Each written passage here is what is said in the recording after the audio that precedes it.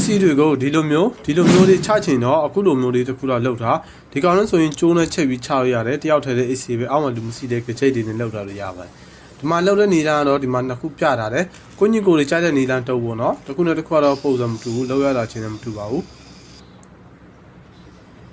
ဒီကောင်ကတော့နှစ်ဖက်ကျိတ်နဲ့ဟိုဝရရတော့နည်းနည်းမြင်းမြဲဆိုပေါ့နော်ဒါကတော့ခုပေါ်ဝယ်မှုတည်တယ်ကိုဝရီစော်တဲ့ပုံမှုတည်တယ်ကိုဝရီခက်ခိုင်ဆော်မယ်နောက်ပြီးတန်ကြီးမဲ့ဆိုရင်တော့ကျွန်တော်နေဒါအကြီးအစားတုပ်လို့ရပါတယ်